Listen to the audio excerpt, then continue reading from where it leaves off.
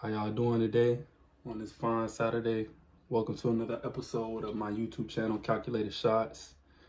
On the last episode, I kind of introduced myself some and what I'm aiming to do. So I'm gonna go ahead and tap in on that again. What I'm aiming to do with this channel is grow money.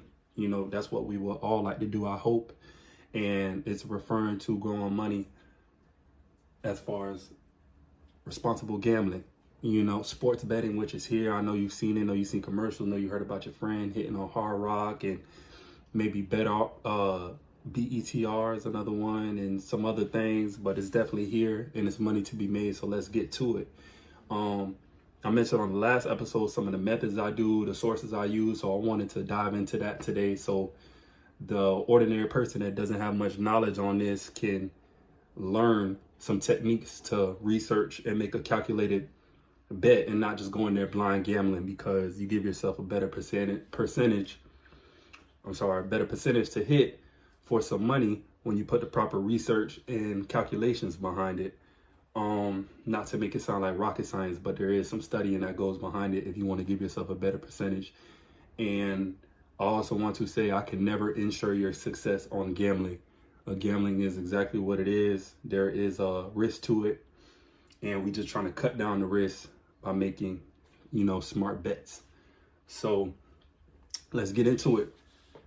Calculated shot. So the first thing when I'm going to make my picks, first thing that I like to do is type in whatever team I'm looking at. Here, we're going to use this example. Milwaukee versus Detroit prediction. That's actually a game today. I like Milwaukee personally. That's a head up money line. Milwaukee gonna win that game, in my opinion. Milwaukee versus Detroit prediction on Google, and multiple things will pop up. If you do Milwaukee versus Detroit, nothing might pop up.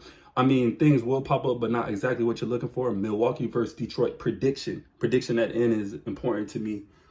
And a few things will pop up, but the references I use the most are winnersandwhiners.com.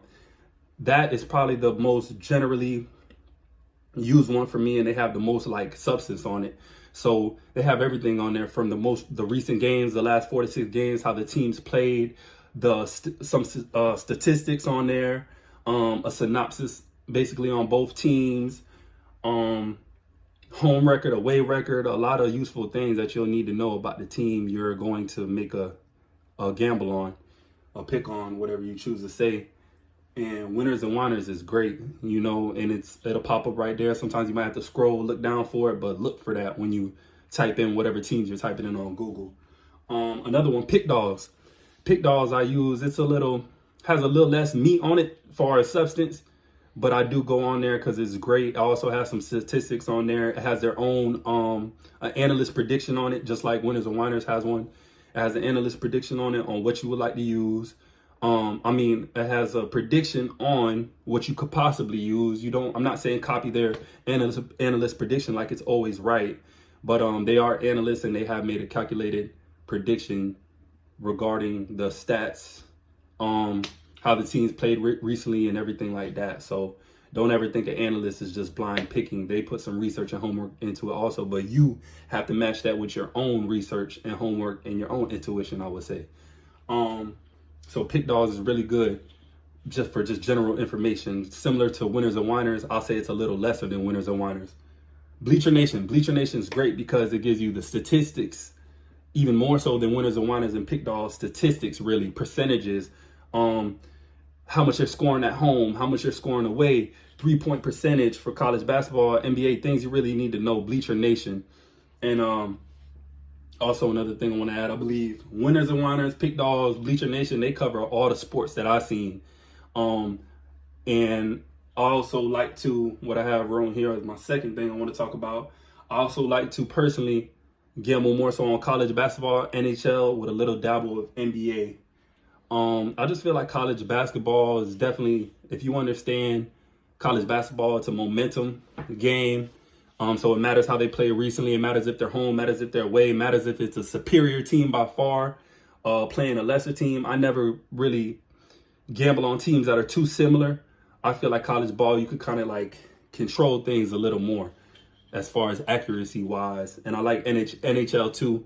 I'm still learning fully NHL, but I'll save that for another episode and we'll break down college basketball picks, why I chose them individually, and NHL picks, and maybe some NBA. But we'll have many things to talk about on this journey to grow some money through responsible gambling. That's what we're here for. So, for instance, college basketball, and you could apply this to some other sports. For NHL, it would be goals scored, but these are very important for college basketball, which is the main thing I'm into. Points per game allowed. That's pretty bread and butter. You want to see what the team allows per game defensively, how much they're giving up points and how much they score. College basketball, they might be scoring 84 points at home, and in away games, they're averaging 68 points. That's a 16-point difference. That is huge. You have to know stuff like that. They don't carry well on the road, but they play way better at home. Therefore, you could kind of make, a decision based on that. And many other things. Points per game allowed, very important. Team record in the last 2 to 6 games. I want to know if the team I'm looking at picking is on a 4-game win streak, a 2-game losing streak, they're 3-3, kind of middle of the pack, just floating.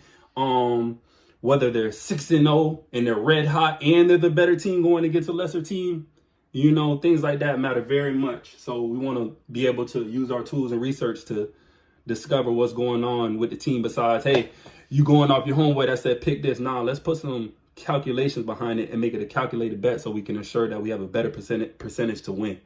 Home court advantage will always matter in college basketball in most sports.